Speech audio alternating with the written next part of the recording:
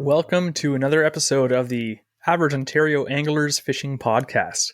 I'm your host this week. It's Andrew, and as a guest, we have Jesse, as usual, and we also have Drew. Now, don't get confused. My name starts with an A-N, and his just finishes off with a Drew. So that's that was the dumbest joke you're going to hear tonight, hopefully. But we're excited because this podcast is all about ice fishing. We talked a little bit about it last week too, but this year I'm getting pumped. It's 2024 now, and I can't wait for the time I can be out on that hard water and get going. So I'm excited to learn a lot from Drew today because he's a hammer when it comes to ice fishing. This guy knows his stuff. As usual, we're going to start off with an interesting fishing fact, though, which Jesse has prepared that is completely unknown to myself or Drew as to what the topic is. So we'll see if we deem it as interesting or not. All right. So feel free to, again, this is our first guest in a while, so feel free just to, talk and go along with this. This is an interesting one. I kind of really liked the fishing podcast we did a few months ago about different fears. Remember, we did the one about fishing fears, and we kind of covered a lot of topics from like getting struck by lightning and hypothermia and grass carp, stuff like that. So I was actually thinking, what are some fears that pertain more to ice fishing? Don't judge me by the pronunciation of these words because I can't pronounce half of them, because some of these fears, the pronunciation of what they are is pretty complex. So I'm going to try my best at it. So the first one is actually called pagophobia, which is the fear of ice. So that's not good for ice fishing. Imagine being an ice fisherman, an ice angler, and you're absolutely terrified of ice.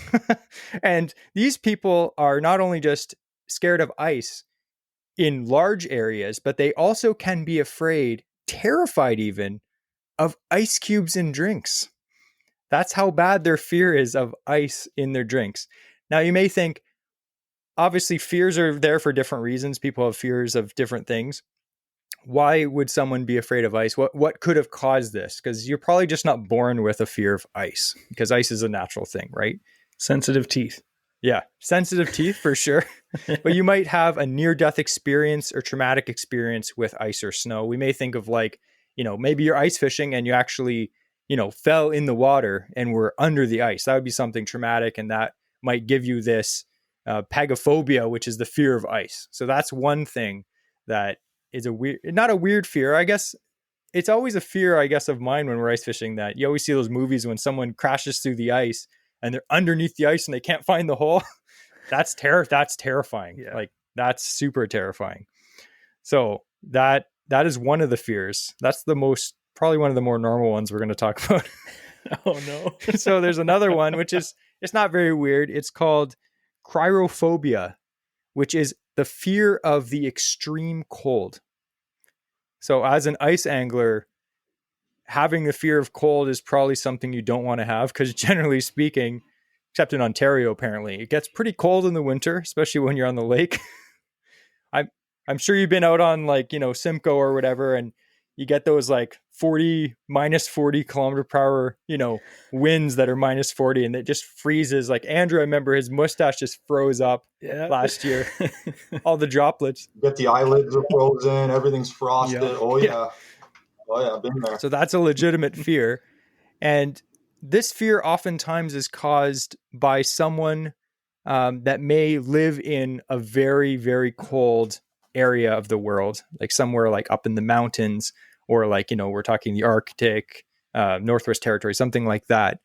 And it obviously has, some basis, obviously, because if it's freezing cold, that's obviously something dangerous, so something that we should fear. So that's another fear. Now, another one, which is actually, I think, the funniest one that I found, is called trypophobia, which may sound slightly kinky, but it is the fear of holes. So imagine you're ice fishing and you don't know your buddy has this phobia, and you drill a hole through the ice. He looks down and just starts screaming his head off, because this fear is the fear of holes. And for whatever reason, maybe it's the fear of the unknown of what might come out of the hole, or maybe you just look into the hole and you don't know what's going to come up, maybe something scary. But that's a legitimate fear that apparently is not super uncommon to have. Now, You got to bring him to a crappie lake for sure, and just drill a big grid of holes. Poor guy. I was thinking, what kind of a toilet does he use that doesn't have a hole in the bottom of Yeah. It's a serious problem, Andrew.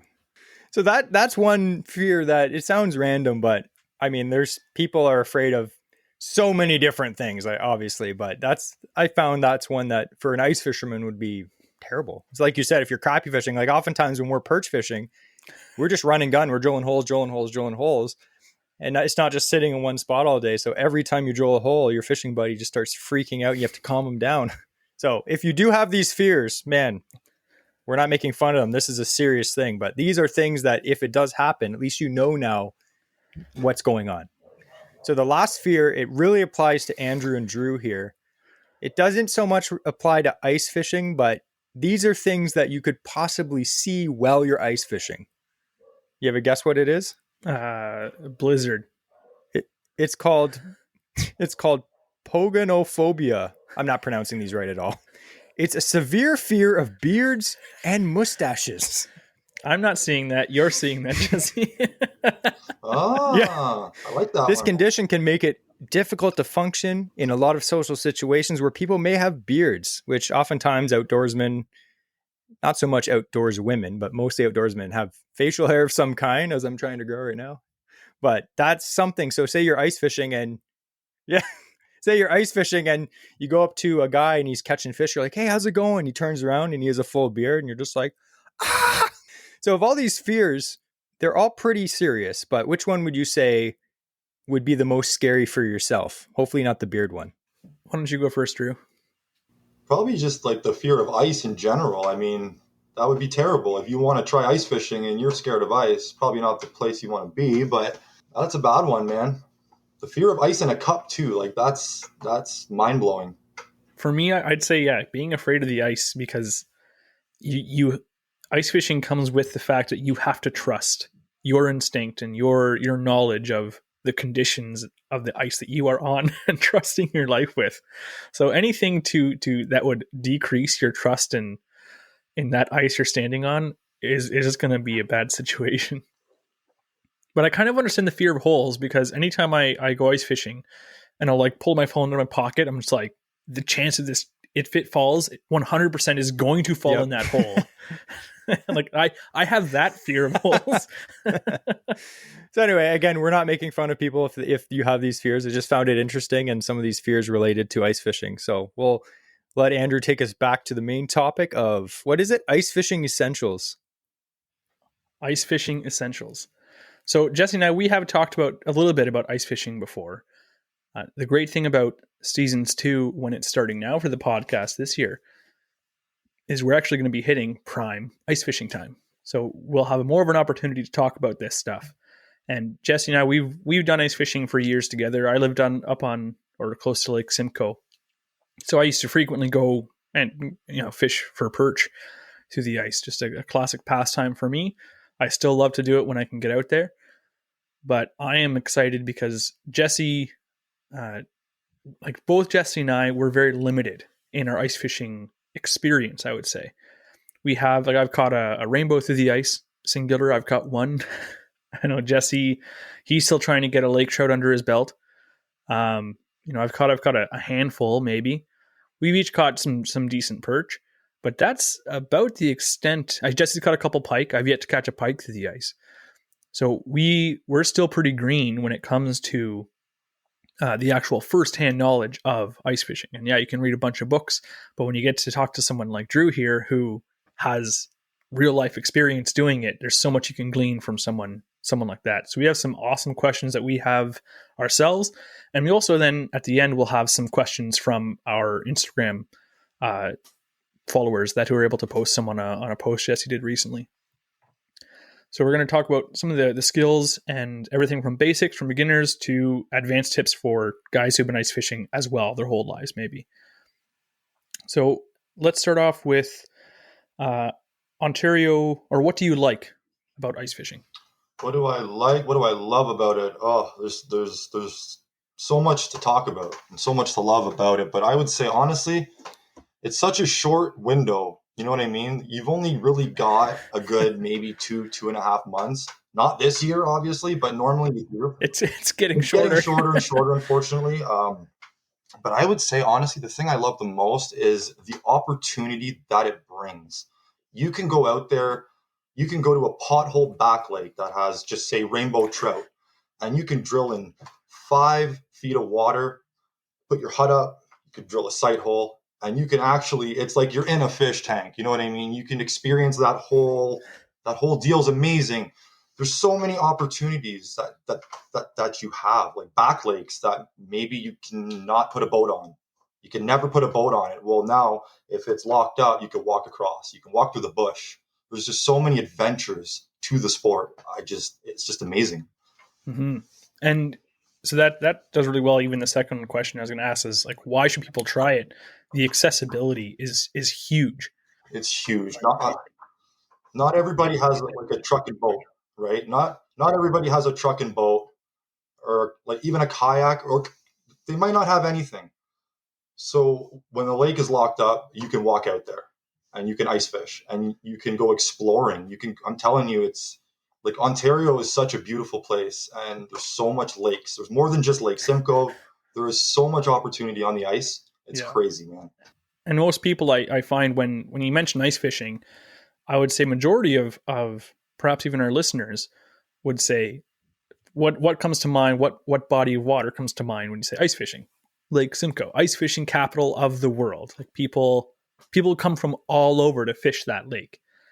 But I'm sure, like, would you say that in your experience, is Lake Simcoe your favorite place to go ice fishing, or are there so many other great opportunities? I'm not asking for GPS coordinates here for your favorite lake. I mean, well, not during the recording. We'll ask after, but So I've been fishing Lake Simcoe for the better part of my life. I've lived here for 30 plus years. I've been on the lake for pretty much my whole life.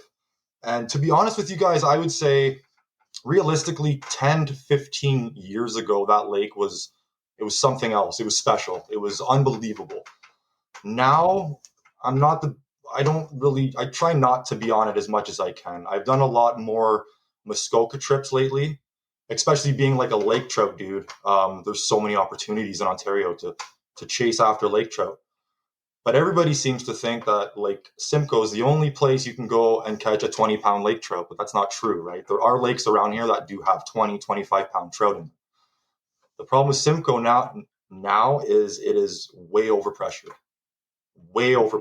and it's becoming a problem, in my opinion. You got way too many people out there, and I think the limits, they could maybe work with those a bit, because the lake's just getting it. It's like 15 years ago, you could walk out there, you could catch 10 trout all by yourself. 10 trout, no problem. Now you're lucky in a day, man. Like, you're lucky to drive into one or two of them. Honestly, it's becoming really tough out there now. Yeah. And even just the fact of how much our winters have been changing, like lakes, that affects Lake Simcoe so much, because like when I lived in Lake Simcoe, that's going back 8 to 10 years now when I was out there, and I would drive my old Cavalier out all the time. Like, but when January hit, there was 1.5 feet of ice out there. Easy. Tons of ice. Tons. There were so many years I'd have to get an extension for my auger to drill through the almost 3 foot of ice by hand. Like, it was nuts. Yeah. But I remember a couple of years ago, they had the huts out for maybe like a month and a half. Like, the hut runners, they couldn't get them out there, and they couldn't run their big, machines and stuff. So just because I guess it's a large lake, it's especially on the trout grounds and whatnot. If you're not, in the bay or something like that, or between the islands, it can be a hard lake to actually freeze over to get access to the areas you want to be on. So yeah, there's a few different issues that are kind of pressuring or hitting that now. I was going to say, I bought an extension for one of my augers a few years ago. I haven't had to use it. Literally, like, again, we fish Simcoe mostly for perch and stuff. But back in the day, we had to use, we had an auger with an extension, because we had just a power drill, like a DeWalt drill with our auger. And, you could get through maybe 24 inches ice with that. But then you'd be hitting the drill. So we bought an extension so we could we'd be drilling over 30 inches. But the last 5 years, I haven't had to use the extension. Yeah. In the areas we're fishing, there's literally not more than 24 inches ice ever. It's wild. It saddens me big time. Know who it makes happy, though? It makes happy people with the fear of ice. Because slowly it's just melting. So with the amount of stuff that like you've gone fishing in a few different areas, so tell us a bit about yourself. So you do guiding, right? Just, yeah. So this is the second year now. Yeah. Nice. Year 2. Yeah. Just started. So what's your company name then? Your guiding name? DC Hooked Guiding. Fantastic. And do you primarily? Are there any lakes you primarily go on that you guide on? Generally, it's going to be Lake Simcoe and Couchiching, and then Lake Joseph as well is one of my big ones too. If you want to chase big lake trout, that's what I recommend, honestly, is Lake Joseph. That's my opinion. Mm-hmm. But if you book in with me and you say, no, I want Lake Simcoe, then we go to Lake Simcoe, right? But generally, those two bodies of water, yeah. Fantastic. And how would someone contact you then if they're looking to get some guiding services? We'll make sure we get you plugged for sure. Yeah, well, the best ways right now is basically my Instagram. That's at DC Hooked Guiding. The same with my Facebook is DC Hooked Guiding. And my phone number is linked to both as well. So you could call and text anything you want to do. You can email. It's there as well. We'll link everything down in the show notes if you're listening to this. Funny story, I actually entered a giveaway for, you had a kayak lake trout giveaway. And I randomly, I saw it. And normally, because we're a slightly bigger account, so we don't really generally enter giveaways because I'm like, you know what? I want someone else to win. I always feel like guilty winning a giveaway. But for some reason, the day before, like that day when you're like, last 2 hours to enter, I was like, what the heck? I want to catch a lake trout. So I entered and it turns out that I won. And I was like, so happy. And you were just like, it has to be this specific day. And it turns out that was the day my buddy got married.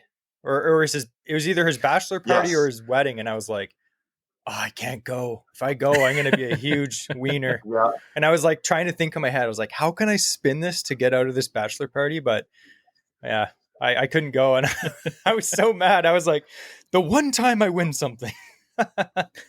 Yeah. One time. But I've been following your Instagram for a while. And I know people like you are very humble. But I'll toot your horn a bit right now. This guy hammers fish. Like you're looking to fish, ice fishing we're talking about, but also kayak fishing for lake trout, like jigging for lake trout, giant lake trout, and not just like one. Yeah. Like I'm watching you're out on one of those lakes and just, this is fish 12 today, and just these big, beautiful lake trout. Yeah. And I'm like, you know what? That's an experience. Like I had the pleasure of fishing with another guide last year, and it was a fantastic day. And I was like, I learned so much. And just the experience itself was amazing. I was like, next year, I was like to my wife, I'm booking with this guy 100%. This is before we even decided to do the podcast. So I'm not just being a butt kisser right now. But I was like, dude, I want to catch like a legit lake trout in a kayak or like up doing that. So you look through Drew's Instagram and it's, big jumbo perch, big whitefish, lake trout, just insane fishing. You're an absolute hammer. Yeah. Thank you. Yeah. I love it, man. That's what I live for, man. I love to fish. I love it. That's awesome. And part of the big thing going with the guide, like Jesse said, when he went with one last year, it's not about really what you catch that day. Is you're getting your value from the information you can get from guys like yourself.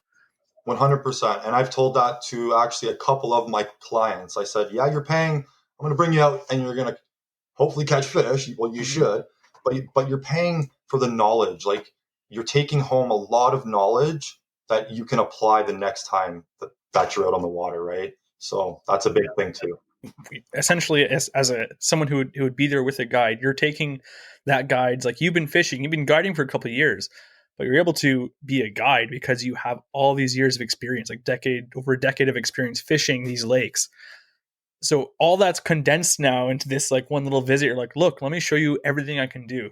And that's what we're going to be kind of picking your brain on a bit right now so people are going to hear a little bit of what you have to offer, just enough of a sampling so that we can learn something now and then hopefully they'll want to learn more from you and give you a call a little bit too. Hopefully, yeah, I hope so. Yeah. And again, we'll leave the link down below. If you're interested, anyone, just click the link. It'll take you to his Instagram. You can check out some of his fish pictures at least, and maybe whet your appetite for the 2024 fishing season, either ice fishing or, fishing open water. So what is involved in getting started? If someone has never gone ice fishing before, maybe they're open water fishermen, but what would you recommend that is gear or equipment that they need to get in order to have a successful day ice fishing? The basics, right? You're gonna need a hand auger. A hand auger is important to have, obviously, for making holes. You're going to need a rod and reel. You can go to Walmart even, honestly, for $20. You can get a rod and a reel for $20 there. You're going to need some tackle. And like, again, if you're on a budget, you can go to Walmart and you can get a tackle pack for $10, right? You probably want to grab a bucket. It's pretty important. It's great because you can put your stuff like inside the bucket as you walk out, and then you can use the bucket as your seat as well, obviously. That's pretty like the basics. That's like no graph, no hut. And I would say, like, before you even decide to even walk on the ice, you want to buy some picks. You want to buy a spud bar. You want the proper clothing, and take it from experience. You want the proper clothing. Trust me.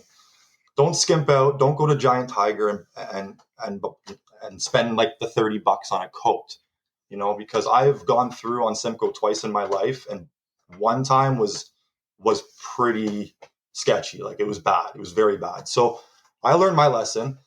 So yeah, you want your ice picks, you want your proper clothing, you want your spud bar. Your spud bar is probably your best friend on the ice. I'm not kidding. The spud bar is your best buddy on the ice. It's very important. For anyone who doesn't know what a spud bar is, it's essentially like a straight, heavy crowbar.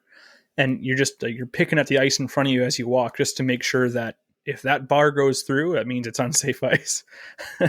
So you're just testing the ground in front of you to make sure that it is good. That's the basics. And say, again, we don't have a lot of time on this podcast, unfortunately. Maybe we'll have to do a part 2 one day.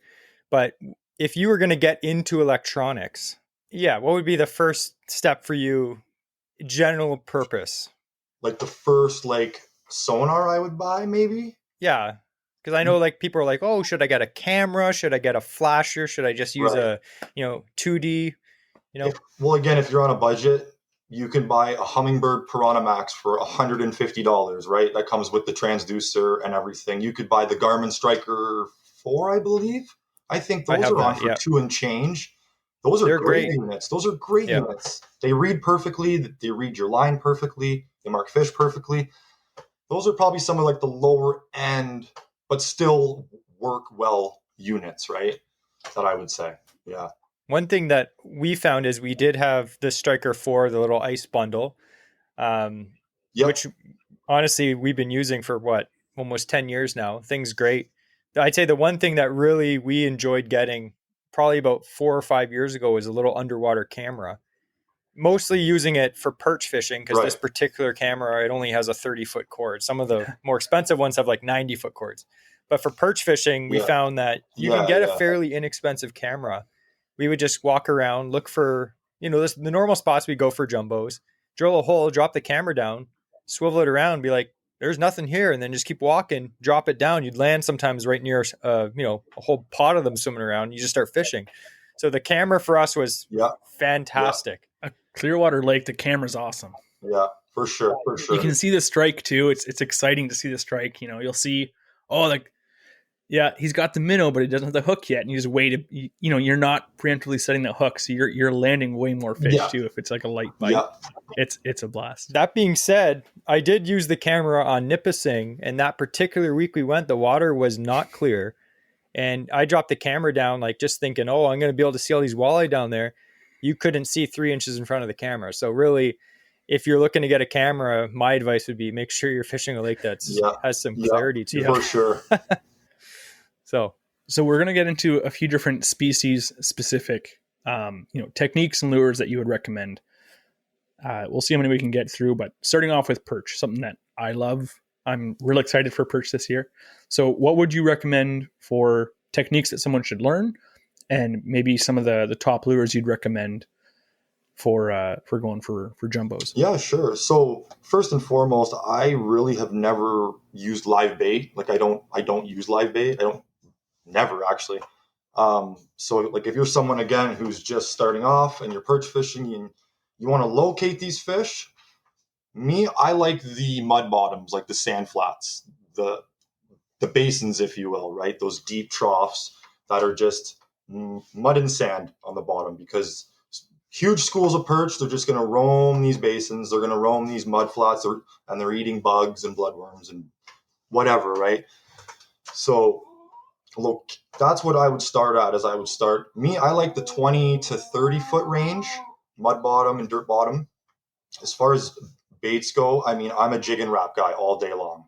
I love these little jig and wraps. I think this is a number 3 Rapala, and it's just a matter of you hit bottom, and I bring them up off bottom 2 inches off bottom, like just enough, and I snap it once and pause. And those big, fat, lazy jumbos, they will crush you on the pause. It's very important you pause for 2 to 3 seconds, right? That's how I like to do it on the perch end. I like to just use jig and wraps, man. I'll be honest.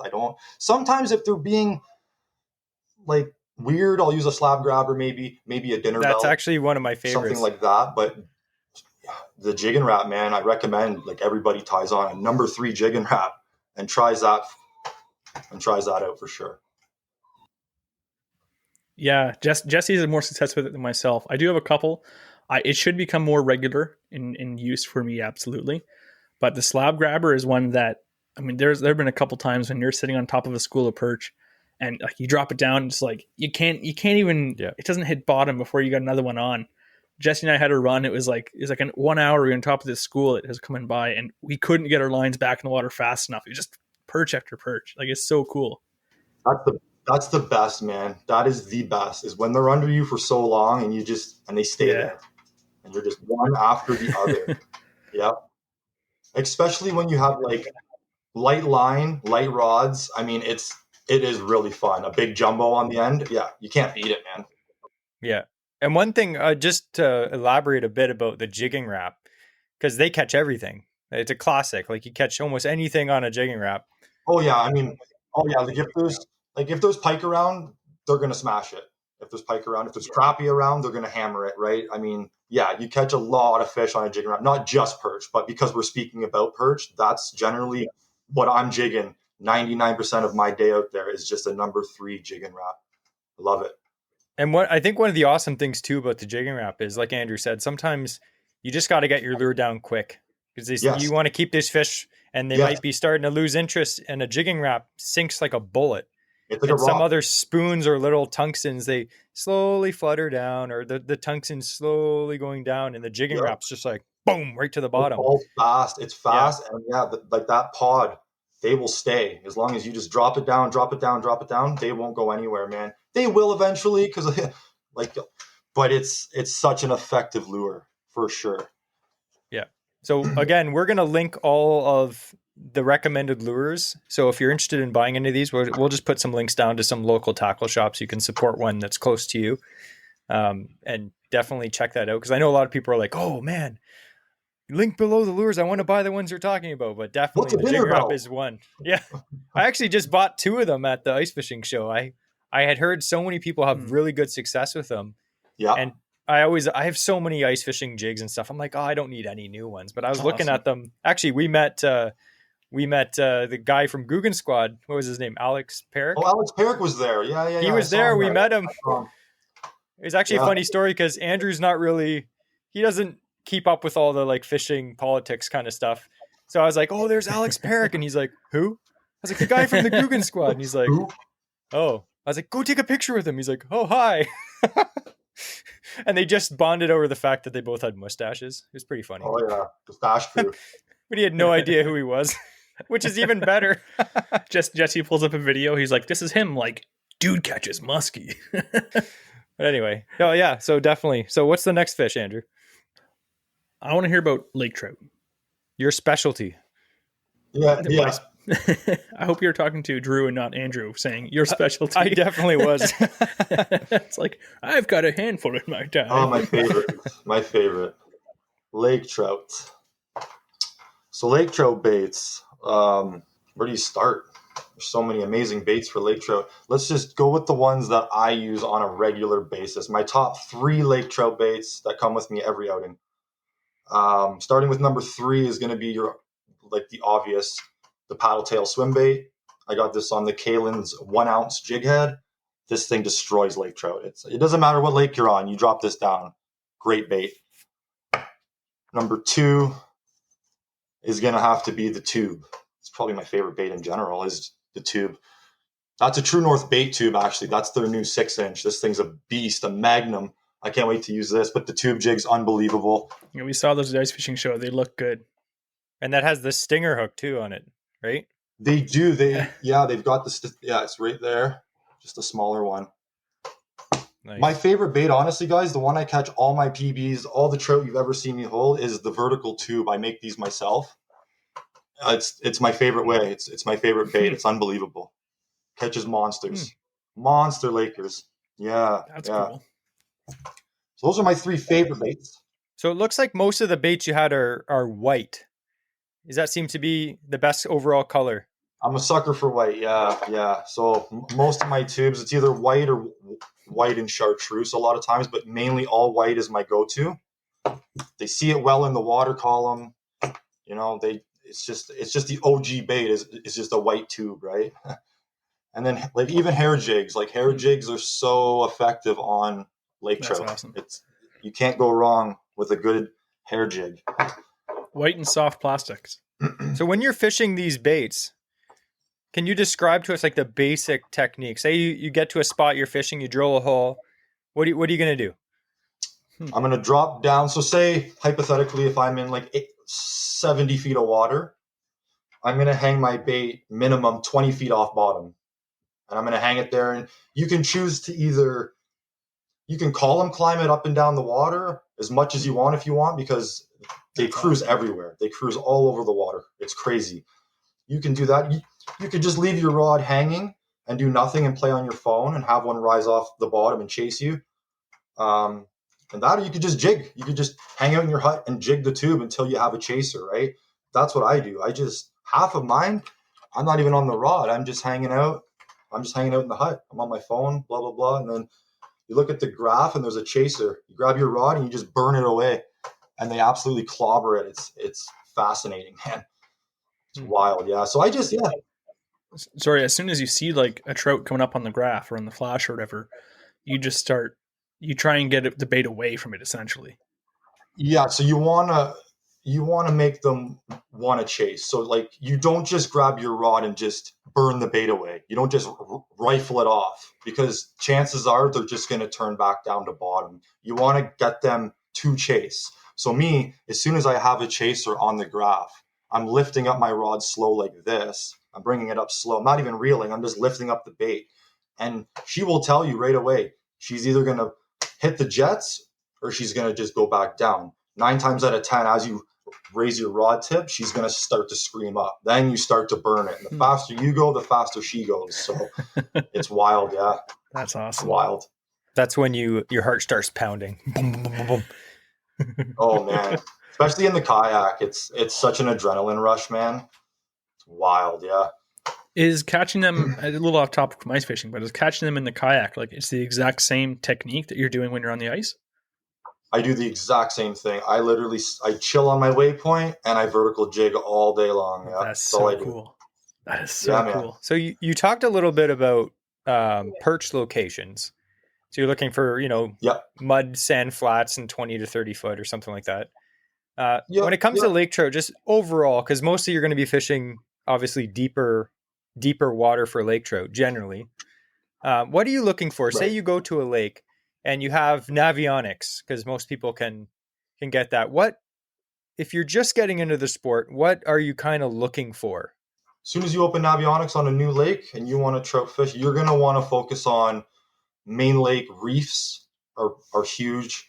Main lake shoals, any kind of shoal or reef, it's pretty much a go-to, at least to start off. But if you're starting off and you want to hunt down a trout, you're going to want to be near like a reef, a shoal, like even a hump. It could be like the slightest hump but just any kind of structure, to be honest, right, is very important. Because I know for myself, like I had heard before of if you're going for lake trout, they're deep water fish, you want to fish the deepest hole in the lake.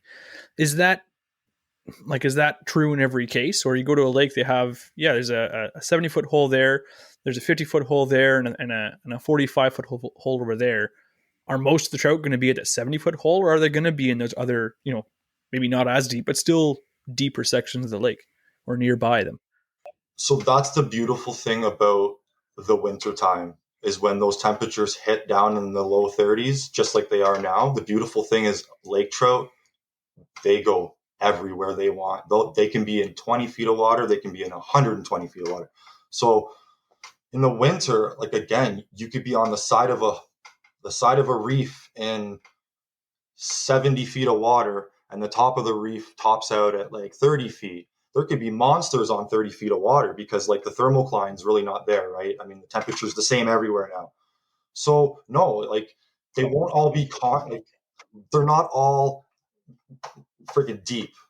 Some are shallow, some are deep. They're cruising everywhere, right? They're cruising everywhere. Whereas the summertime, like if you go to Lake Simcoe, for example, in the summer, it's pretty obvious where you're heading, right? So no, they're pretty scattered. They're pretty scattered, yeah. So knowing that information, someone, I guess the kind of advice would be find these main lake areas, structured areas, and then just start fishing, and hopefully the fish will swim around that area, because they could be anywhere, like you said. Like that was actually Andrew's interesting fishing fact last week. He was talking about how the temperature of the lake becomes the same. So the fish, they like cold water, but the whole lake's cold, so they can go wherever the heck they want. And it's all oxygenated. Yeah. So you find a good spot, a spot that looks fishy on the map, and just start fishing. That's a good tip. So the next species is whitefish. The Homer Simpson of Lake Simcoe. Good old whitefish. Oh man, ugly and dumb. The old cucumber. See, and I'm using Lake Simcoe as my examples because like that's my home lake. I guide off that lake. But there's two types of whitefish. It's a good base point too. Yeah, because if people are looking to do it, there's so many hot runners. It is accessible even if they don't want to go on their own. There's so accessible to be able to just rent something to go out. So that's a really good base point to talk about. The thing with whitefish as well is, in my opinion, there's two types of whitefish. There's the deep water whitefish, and you've got the shallow water whitefish. And I'm talking in the wintertime. I don't know if I've ever even targeted them deep. I catch all my whitefish in 20 to 30 feet of water, pretty shallow. Dude, I look down the hole. You can look down the hole and you watch them. They come in and you can look down, and it's pretty wild. It's pretty shallow. Location for whitefish, I find it's a lot easier shallow water. So much easier. You find the right bottom. It's all about the bottom. You want to find the gobies. You want to find the right bottom, right? The cobblestone bottom. Generally the same as lake trout, man. You want to find those humps, shoals, reefs, just anywhere that these whitefish are going to slide up on in the morning and just mow down, right? Stuff like that, yeah. And for baits for whitefish, pretty much going to talk about the two most talked about. You go with the Meigs jig. The Meigs jig is probably one of the best baits to use on Lake Simcoe. Incredible bait. My favorite bait is the vibrato. Love this bait. It's an incredible bait. I got mine. I think I got like $500 worth of these things, and they're all in the same one. I buy them in the 14 gram. I find it's the perfect weight and it's the perfect size for them to slurp it up. I caught a pretty nice burbot on vibrato on Lake Nipissing, and it was the first time I had ever used one, because I heard so many good things about them. And I dropped it down the hole, and I started, you feel, and all of a sudden this thing just came up and smoked it. And I was like, oh, thought it was a huge pike. It came up, it was a burbot. Nice. Yeah, they love it too. The dirty burbs, yeah. So whitefish, they seem like whenever you see people talking about whitefish, it seems like, especially on like Lake Simcoe, for instance, it's a popular lake for whitefish, that they are very light biters. Generally, like say you're fishing the Meigs, the technique to feeling the bites, it's not as easy as maybe someone might think it is. Yeah, like it's not like you're not going to expect every time like a big knock on your rod tip. You know what I mean? The cool thing with whitefish is when you're working the bottom on these fish, as soon as they grab the bait, so as you're tapping, you're going to get a slack line. So it's not a bite, it's like a slack line. It's like, it's almost like it's super weird. And you just know that she has it in her mouth and you got to really set it quick, but it comes in time. Like they're not as easy as you think they are to just walk out and crush whitefish. There is lots of technique to doing it. Are you someone that keeps whitefish to eat or more of a catch and release guy? I'm mainly the catch and release guy, but for the children at home here, I'll bring some home from time to time. Yeah, absolutely. We're sharing a brain cell, Jesse, because I was going to ask that, and I was going to ask how do you like to prepare whitefish then? I just pan fry it. I batter it and pan fry it. Very simple. Oh, good. I thought you were going to say rare, and I was like, I just rip the meat right off and eat it, man, like a man. Bear Grylls style. There's still some whitefish scales in his beard from yeah. I've heard from several people, I've never had it myself, but I've heard that whitefish is like a delicacy. It's very good. They are very good. Maybe this winter I'll try it myself if I can master the meags. Just make sure though that you bleed them out. It's better to bleed them out, because if you don't bleed them out and then you get that bloodline in them, they can be really fishy, like really fishy. If you slit their throat and you bleed them out properly, they're just they're delicious. That was my experience, because I had a guy, we went ice fishing and we caught one lake. We were going for lake trout. He caught one whitefish. And so he's like, yeah, whitefish is good. We're going to keep it. And he cooked it for me, and it didn't taste good. And it kind of turned me off. So I have heard since, like, it's amazing meat. And I couldn't understand it, because the one experience I had, this guy, he caught it, just threw it on the ice outside, and that was it. That's how he dispatched that fish. And that makes sense, and that's the issue. Because, I've noticed that with any fish, as soon as you can, like, you knock them out, you slit the throat, or you cut the gills, and you get that blood out, the meat inside is so much cleaner every single time. Better. Anything that I way will better. harvest. Yep, 100%. The last thing you want on a beautiful cold water fresh ice fishing fish is for it to not taste good. Because we're not huge fish eaters ourselves, but when we go ice fishing, we always like to keep some perch or whatever we can catch, because that's generally the best time of the year that the fish taste the best. Best time. Yeah. So definitely bleeding them is a big thing for any kind of fish you catch throughout the year, but definitely for whitefish too. So yeah. So I have another species that if you can speak on it, do you ever take people out and target pike? Because pike through the ice is something that I've been fascinated with for a long time. But any tips you have on targeting pike through the ices? Oh yeah, like me personally, like I go to Kuchiching and I drill a hole in.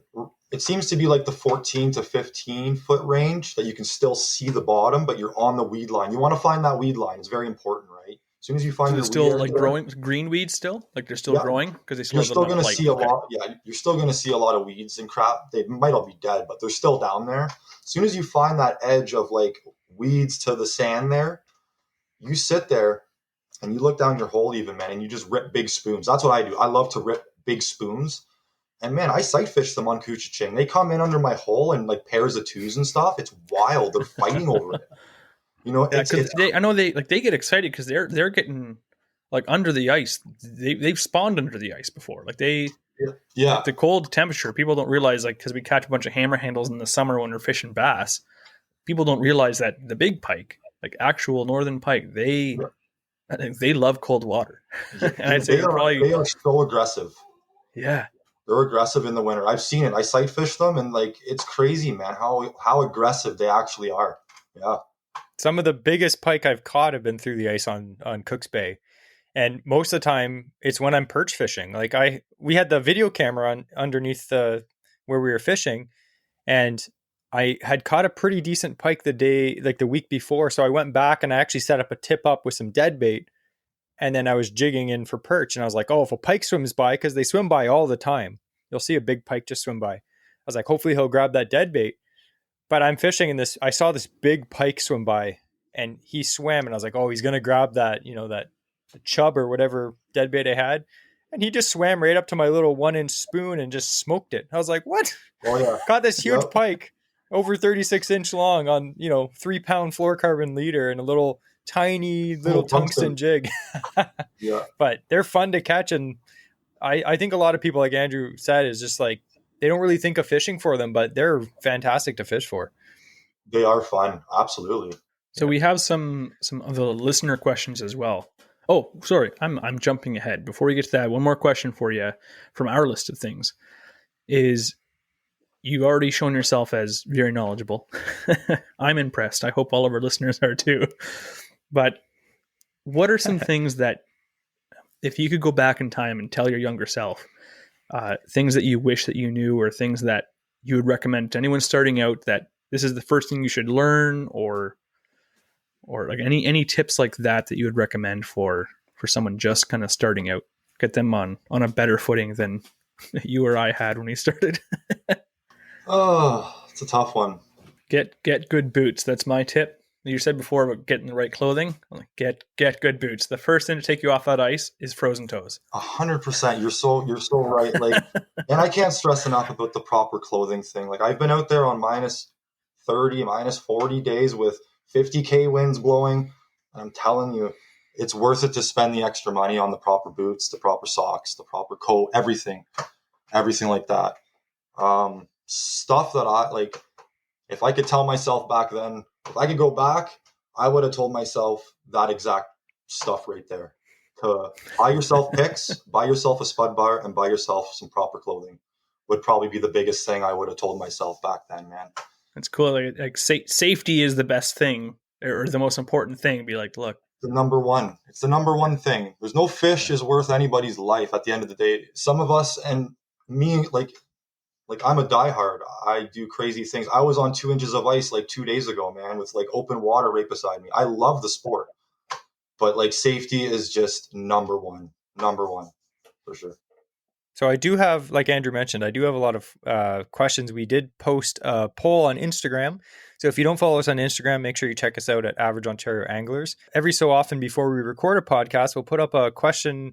It'll be like, ask us anything. And I said, what questions do you want to ask Drew on this podcast? And we actually got about 45 or 50 questions. Wow. So we won't have time to read all of these, but I'm gonna try to read the ones that we didn't cover already, because a lot of these are questions that we kind of you already talked about.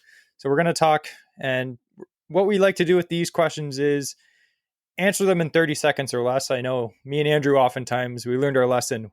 We'll talk on a question, just rant on it for like 20 minutes and be like, well, now we're over time. So here's a question. This was actually a common question. Carson Lockhart says, when's the lake going to freeze? And he's probably talking about Simcoe. When do you think? I think late January, I think she'll be good to go. As long as the temperatures that I'm seeing right now, I'm seeing like -19 overnights with the wind chill. If they proceed like that, I would say late January, yeah. Maybe even sooner. It could be sooner, like walkable ice. Again, if you have a spud bar and you have ice picks, maybe it could be sooner, but late January, I think, unfortunately. Yeah. Another person asked this question. This is Hiker9596. He says, how far do you have to travel for safe ice right now? Right now, I found some safe ice up in the Nipissing area about 2 weeks ago, but it was 2 to 3 inches. So that's about a 3-hour drive from Barrie north. And if you're listening to this right now, this episode we're talking is going to be released January 14th. So we're actually recording this now at the beginning of January. So these time frames may be a little bit off, but we'll do our best. Elizabeth asked this question. She says, do you recommend flotation suits, like a float suit? 100%. I mean, if you can afford to, if you can afford to buy one, 100%, I wouldn't even tell you twice. I'd say buy it. Yeah. Yeah. I actually bought one. My wife actually bought me one 2 years ago. She forced me to buy one. I was happy because she had the fear of me falling in. So I said to her, well, you can buy me an ice suit. I know they are expensive. They're not cheap. But if you spend, $600, $700, $800 and it ends up saving your life, that's not a lot of money at all. It's on my list of things to buy. In the meantime, because I haven't been able to afford it, just a quick question for you, Drew. I have worn a life jacket underneath my coat. Is that now it provides flotation, but it doesn't have the same like waterproofness, and it's not a dry suit anyways. But You're gonna get cold and frozen a lot faster, I think. I think like it'll keep you upright and stuff, which is great, but I think you're gonna get a lot colder a lot quicker. So I Catch Dinks asked this question. He says, when's the best part of winter to catch the mondos? Or the big fish, I guess. On early ice, if you can be one of the first guys out there, like me, generally, I'm one of the first dudes every year on Kuchiching. I usually spud out on 2 to 2.5 inches. If you can get out there before the crowds hit, you can get onto some beautiful perch, some big, beautiful perch. It's crazy. But also, like you said, make sure you have a spud bar when you do that. And maybe a float suit. Yeah. All right. Safety. Our buddy at the Morning Voice, he says, how important is a shelter when getting started ice fishing? It depends on your daily temperature. If you're a guy who doesn't mind cold weather, if you can chill on a bucket in minus 20 or 25, that's great. But if you're someone who's not huge on cold, it's pretty important to spend the $250 at Canadian Tire on a little Rapala 2-man hut or something, right? We did that a long time. We did the whole bucket, sit on a bucket kind of deal. And most of the time, unless it's, freezing cold, you can usually survive, no problem. But we did find after getting a little high and a heater inside of it, especially, it does make a big difference as to how long you can be comfortable, which, being uncomfortable is the main thing that sends you home, is you get cold and your toes get cold. So exactly. If, again, like I say to people, buy, if you can afford it, or if you can save up for next year and save a few bucks every month to get a hut, I would recommend it. It is nice to have. Here's another one from that Maltese guy. He said, for ice, if you had to pick either an underwater camera or a live scope, which would you pick and why? I'd pick underwater camera, and I'd use it for lake trout because honestly, I'd want to watch them eat, and I want to see what they're doing. I want to see the direction they're coming from. And I know you can do all that on the live scope too, but the underwater camera, I feel like watching her swim right under your hole like that and being able to watch it is just incredible. It's incredible. Yeah. And I think there is a slight price difference between an underwater camera and live scope. Oh yeah. The live scope ice bundle is it's well over $3,000. I think it's like almost $4,000, and you can get a decent underwater camera for about $400 or $500. So, I mean, yeah. The other thing too is live scope. There's more and more talk about it actually, spooking fish if it's targeted right at them. And the odd thing is to have an underwater camera and put it down. I have never seen a fish become shy of a camera. In fact, the bigger ones come right up to it. Approach it. They come right up to it, man. A camera will not deter anything, and there's a lot of talk that live scope may deter some fish. 100%. So, just from that point, maybe the camera too. Here's another good question. Lip Ripper 19, he says he's having a hard time finding winter crappie in the Kawartha area. Any suggestions for early ice locations? Like what kind of areas should you look for? At this time of year now, you want to look for basins, man. You want to look like if you open up your local lake and you see there's one spot on your lake that's got a 30-foot bowl in it, a basin in it, the chances are the crappies are going to be just piled up in that basin because again, they're looking for like just bugs and larvae and bloodworms and just stupid things like that. So they relate to those basins, to the mud bottom, the buggy bottom, right? So look for basins. I actually was just watching that. I don't know if you saw that new Uncut Angling YouTube video that just came out. I saw the first 5 minutes it was posted. He's one of my favorite human beings. Yeah. So they were just talking about finding crappie and Aaron said the same thing. He's like, find the deep basin. And Andrew, if you didn't watch it, actually someone asked a question. They said, thoughts on the Uncut Angling's newest video. Basically what happened was Angling Buzz, which is like the Linder brothers and them, they did a video basically saying, if you catch crappie in deep water, like we're talking like 40 feet of water, if you bring them up, they're going to die. So you might as well just keep all of them. That's basically what they were saying. So what Aaron Weeb did on Uncut Angling is he did a test with live scope and he caught a bunch of crappie in like 40 feet of water. And then he did a proper quick release and watched them swim all the way back down on his live scope. They all went back down. All 12 of them. They all went back Because down. the other people, their testing involved drilling a big hole in the ice and putting basically a big cage, like a chain live well that went all the way down, and they'd throw the crappie in and be like, oh, they didn't swim down. But the testing was kind of flawed because crappie don't swim straight down. They kind of go on an angle. And the crappie were just like hitting the side of the net and just floating back up and all dying. So my thought is on that video, the testing was a bit flawed, as a lot of scientific testing is. Like, it's hard to get a very accurate, you know, they're like, oh, all the fish died, like 98% of them died. And in his test, they all survived, or did so far when he saw them swim down. Who knows what happened after that. But it's good to see Aaron. He's such a talented angler. And when he talks, we listen. And it's good to have someone that's, you know, there giving us information or something to think about. That's the way I feel about that video. We shouldn't believe everything we see initially, even if it's from so-called, you know, fishing industry standard people. Not us at all. Well, we're not really smart at all. We're average. Hey, we never claim to be good. We're called average Ontario anglers. Anyway, those are the main questions. A lot of the other ones, like I said, we kind of covered in this discussion. And I was saying to Drew when we first started this podcast, like this today when we were just about to press record, I was like, man, it seems like not a lot of information, because I kind of had an outline I sent to him, but I'm like, it's going to fill up fast. And like right now we're over an hour right now. So like, are we really? It's crazy. Yeah. Holy crap. Isn't that crazy? Wow. Isn't it crazy that, you know, just talking about fishing is, you know, time just flies when you do it, right? It does, man.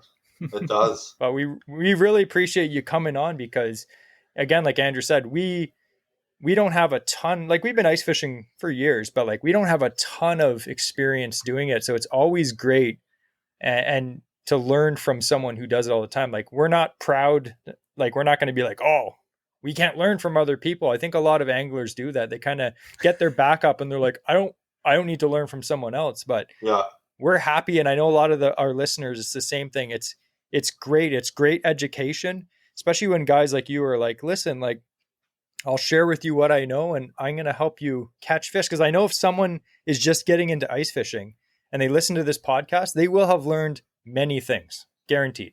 I hope so. They're going to go away from this. Yeah.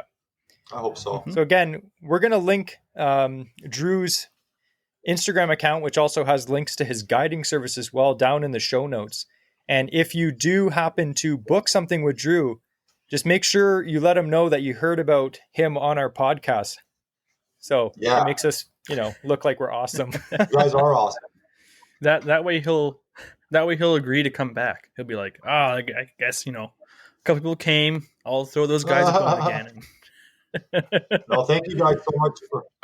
I appreciate you guys having me on the show. Honestly, it's such an honor, man, to be sitting here with you guys right now and chatting about this. This is great. So thank you very much. Thanks for your wisdom. Absolutely.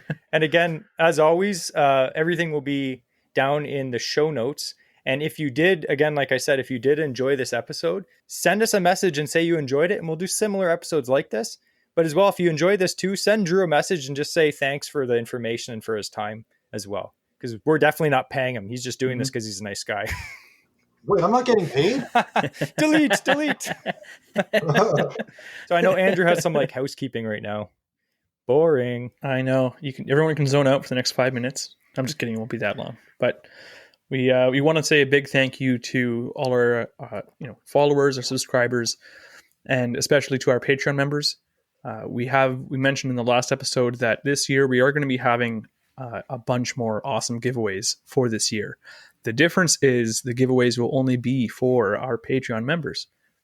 We talked about it before. It's, if you don't know what Patreon is, a quick Google search is not a problem. Jesse also has a link to it right below the video or below the podcast you're listening to. And that is your way that you can actually then be automatically entered into every single giveaway that we're doing. So we're going to have a few. Jesse already has some of them lined up, and I'm not going to spoil anything, but they're good. Yeah, they're actually really good this year. Yeah. So yeah, because last year, they weren't. No, I'm just kidding. Last year was awesome. No, last year was awesome. So we have some returning. We have some new ones. So make sure that you are applicable for that by joining the Patreon if you are able to do so. If not, We love getting feedback. We love getting some ratings. We love getting reviews, whatever you'd like to do. And as always, you can reach us at Average Ontario Anglers on Instagram. You can always shoot us out on our private accounts if you want to talk to us as well. There's AOA_Andrew and Jesse's as well, which is the_real_Jesse. So we want to thank everyone for listening again. And before we sign off, we have the quote of the week, which is going to be handled by Drew. Oh. So you're going to finish that off for us, Drew. What's the quote of the week? Quote of the week. Bring your spud bar wherever you go.